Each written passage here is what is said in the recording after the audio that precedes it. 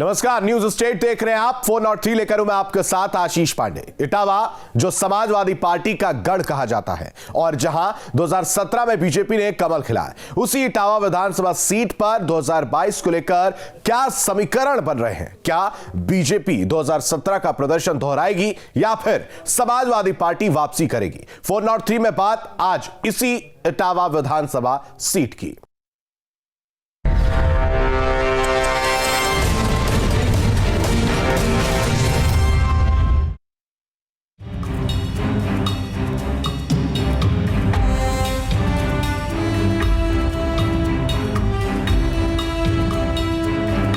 इटावा विधानसभा संख्या 200, वो विधानसभा क्षेत्र जो कभी समाजवादी पार्टी का गढ़ था, जिस पर लंबे वक्त तक माना जाता था किसी दूसरी पार्टी का जीतना आसान नहीं है। वो विधानसभा सीट जिसे मुलायम सिंह यादव या फिर यूं कहें कि समाजवादी कुनबे की प्रतिष्ठा से जोड़कर देखा जाता है, और वो विधानसभा सीट जहां 2017 विधानसभा चुनाव में बीजेपी ने सेंध लगाई। अगर इटावा की बात करें तो इटावा शहर का नाम सामने आते ही ये याद आ जाता है कि इसे मुलायम सिंह का गढ़ कहा जाता है, अखिलेश का गढ़ कहा जाता है। लेकिन 2017 में बीजेपी की लहर के दौरान इटावा विधानसभा सीट पर बीजेपी का परचम लहराया था। हालांकि ऐसा नहीं है कि 2017 से पहले बीजेपी को इस सीट पर सफलता नहीं मिली थी। इटावा विधानसभा सीट पर 1991 में पहली बार बीजेपी को कामयाबी मिली। इसके बाद 1996 और 2017 में बीजेपी जीत दर्ज करने में कामयाब रही। इस बीच 2009 में हुए उपचुनाव में बीएसपी ने बाजी मारी, जबकि 1993, 2002, 2007 और फिर 2012 में भी समाजवादी पार्टी ने कब्जा जमाया। मौजूदा वक्त में यहां से बीजेपी की सरिता भदौरिया विधायक हैं। सरिता भदौरिया इटावा सीट से जीत दर्ज करने वाली पहली महिला विधायक हैं। 2017 विधानसभा चुनाव में सरिता भदौरिया को 91,234 वोट मिले थे, जबकि समाजवादी पार्टी के प्रत्याशी को 73,892 वोट। ऐतिहासिक पहचान के साथ यहां स्थित लायन सफारी भी इटावा की पहचान है, जो एक वक्त में सियासत का केंद्र भी रही। इटावा ब्राह्मण बाहुल्य सीट है। किसी भी पार्टी की जीत हार में यहाँ ब्राह्मण समाज निर्णायक भूमिका में रहता है। वहीं शहर का व्यवसायी वर्ग भी चुनाव के नतीजों को प्रभावित करता है। माना जाता है कि इन दोनों वर्गों के बीच बीजेपी ने अपनी स्थिति मजबूत कर ली है। अब देखिए कि इटावा विधानसभा क्षेत्र के जातिगत समीकरण क्या कहते हैं। क्षेत्र में ब्राह्मण मतदाताओं की संख्या करीब 55,000, यादव 48,000, एससी वोटर्स की संख्या करीब 40,000, अल्पसंख्यक मतदाता 35,000, क्षत्रियों की संख्या 25,000 है, कायस्थ वोटर्स की संख्या 18,000 और अन्य जातियों की मतदाताओं की संख्या 1,43,000 है। वहीं कुल मतदाताओं की संख्या 3,93,657 है, जिसमें पुरुष मतदाता 2,11,647, महिला मतदाता करीब 1,82,000 हैं, जो 2022 के महासमर में उम्मीदवारों की किस्मत का फैसला करेंगे। जो बुनियादी ज़रूरतें थी, मुझे तो ये लगता है कि इस सरकार के आने के बाद, आज़ादी के बाद से जो ज़रूरतें थी, कहीं बिजली की समस्या थी, कहीं पानी की समस्या थी, गरीबों को आवास की समस्या थी, तो इस सरकार के दौरान उन पर विशेष ध्यान दिया गया। जो लोग वंचित लोग थे, उन वंचितों को इस सरकार ने बहुत बुनियादी सुविधाएं देने का काम किया। इटावा विधानसभा क्षेत्र में शहर के अलावा कुछ ग्रामीण इलाके भी आते हैं, जहां बुनियादी जरूरतों से जुड़ी समस्याएं हैं। कोई ज़्यादा इम्प्रूवमेंट नहीं हुआ है। रोड तो वैसे ही सही है इटावा की, और अदरवाइज जो काम किया हो जो हमें दिख रहा है और पास। जनता का औद्योगिक विकास और रोजगार को लेकर भी एक नजरिया है, और विकास के नए मुद्दों के बीच बच चुकी है 2022 की चुनावी डुगडुगी। अब देखना है कि समाजवादी पार्टी फिर से सीट पर कब्जा जमाती है या फिर बीजेपी सीट बचाने में कामयाब रहती है।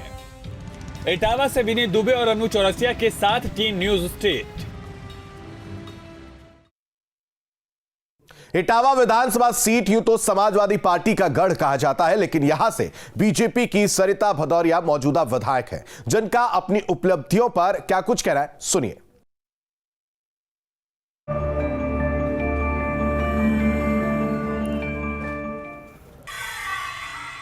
इस कार्यकाल की सबसे बड़ी उपलब्धि, इटावा में हमने 7 नाले CNDS से स्वीकृत कराए। 10 लाख रुपया उस प्रोजेक्ट को बनवाने के लिए ही केवल दिया और अभी 3 नाले इटावा में जल भराव की समस्या से सरैया पे, पुलिस लाइन पे इधर खुद के तैयार हो गए। चौथा भी ये हुआ है यहाँ पे विकास कॉलोनी में 1,25,00,000 से, अभी परसों ही हमने उसका भूमि पूजन किया।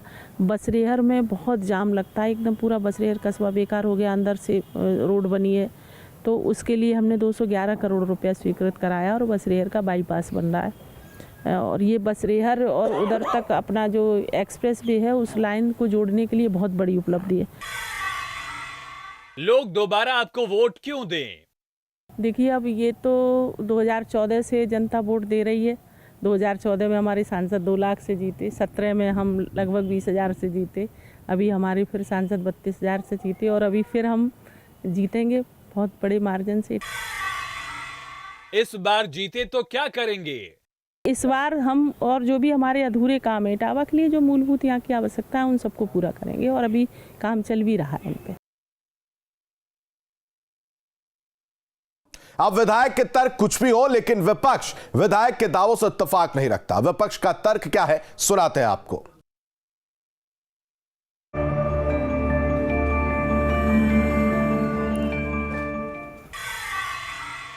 इस कार्यकाल में हुए विकास कार्यों को कैसे देखते हैं? एक भी काम वो गिना दें धरातल पे कि ये काम हो गया, मैं मान लूँगा।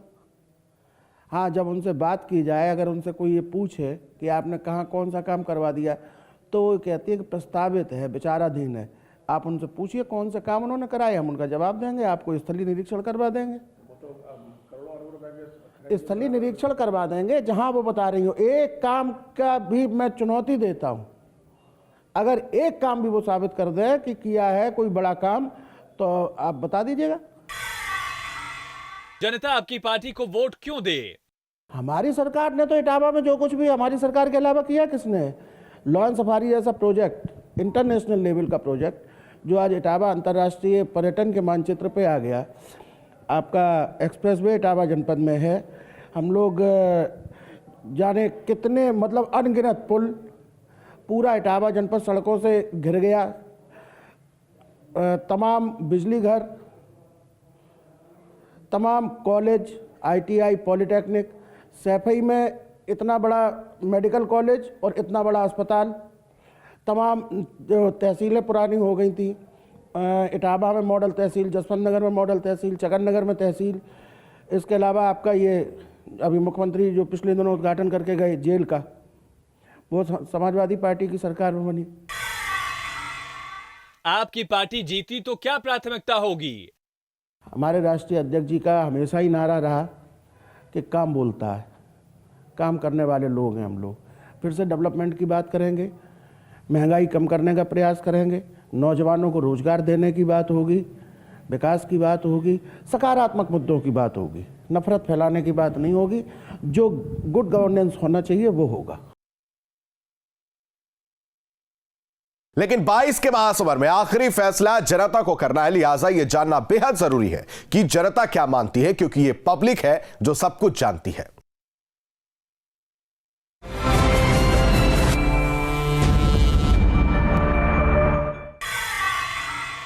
क्या इलाके में हुए विकास से आप संतुष्ट हैं? विधायक जी ने यहाँ पे जब से विधायक जी जीती हैं काम तो काफ़ी कराया है। जो मूलभूत समस्याएं, जो बुनियादी ज़रूरतें थीं इटावा विधानसभा के परिप्रेक्ष्य में, मुझे लगता है कि उन्होंने अपनी पूरी भूमिका अदा की है। हमको तो यहाँ कुछ मालूम नहीं पड़ा था आप लोगों का काम। जी, क्षेत्र में काफ़ी निर्माण हुआ। विधायक जी के रहते हुए कुंडेश्वर मंदिर का निर्माण हुआ और जो सड़क नाले जो थे उनका काफ़ी निर्माण हुआ। किए मतलब ज़्यादा नहीं किए, कम किए। विधायक जी से बिल्कुल खुश नहीं है साहब। अच्छा, क्यों? क्यों? भी अपना काम कराती हैं और जो गरीब आदमी हैं उनका कोई काम नहीं हो रहा है। विकास के लिए स्वच्छता जैसा वातावरण बनाने के लिए सरकार ने तो प्रयास किए, विधायक भी जाकर के प्रयास कर रहे हैं। विधायक जी ने तो यहाँ पे कोई काम किया नहीं है कि वे अपना के पेट भर रहे हैं केवल। विधायक जी का वैसे तो कार्य ठीक चल रहा है, मगर फिर भी देखते हैं कि जितना दिखावा है उतना कार्य नहीं है। विधायक जी से क्या खुश हैं जब कोई विकास नहीं है इटावा का, और कोई काम नहीं कर रहे हैं, तो क्या हम इसका वो समझें। विधायक जी ने काम कुल मिला के सही किया है। जो कुछ भी जहाँ ज़रूरत पड़े उनके पास जाना तो पड़ेगा भाई। क्या विधायक ने अपने सारे वादे पूरे किए? कोई विकास नहीं आज तक झगड़ नहीं आई। कोई हमारे यहाँ तो हमने देखा नहीं कभी, मतलब ज़्यादा दिन चुनाव हुआ तभी देखा नहीं है कि यहाँ आएंगे। जब से चुनाव लड़ा तब तक तो वोट मांगने आती रहती, फिर रोजीना रोड से निकल जाए, लेकिन किसी के पास न रुकती न किसी की सुनती। हम लोगों को जो उम्मीद थी उनसे, तो वो हो नहीं पाया पूरी तरीके से, क्योंकि पहले वोट मांगने के लिए तो हर एक व्यक्ति आगे आता है। जब लोगों की मंशा पूरी नहीं हो पाती है तो लोग डिमोटिवेट हो जाते हैं। स्थानीय समस्याएं क्या हैं? हॉस्पिटल चिकित्सा से संबंधित तो कोई विशेष नहीं रह गई है। काफ़ी कुछ यहाँ पर बदलाव हो चुका है जनपद इटावा में। साफ़ सफाई ठीक रूप से नहीं रहती यहाँ पे रोड्स पर, और जो भी यहाँ की क्रियाकलाप हैं उतने अच्छे नहीं हो पा रहे हैं। स्थानीय समस्याएं ऐसा कि कचरा वगैरह जो स्टैंड बनाए गए हैं उनकी सही ढंग से देखभाल नहीं है, चाहे उन स्टैंडों पर कूड़ादान नहीं सही ढंग से रखे गए हैं। नाले की सफाई नहीं होती है, कहीं उसमें कचरा भरा रहता है। यहाँ पे साफ़ सफाई पे थोड़ा ध्यान और दें, कोई सी भी सरकार हो। नालियाँ वगैरह थोड़ा उनकी सफाई का ध्यान कम है। 403 में अभी के लिए बस इतना ही। बने रहिए न्यूज़ स्टेट के साथ।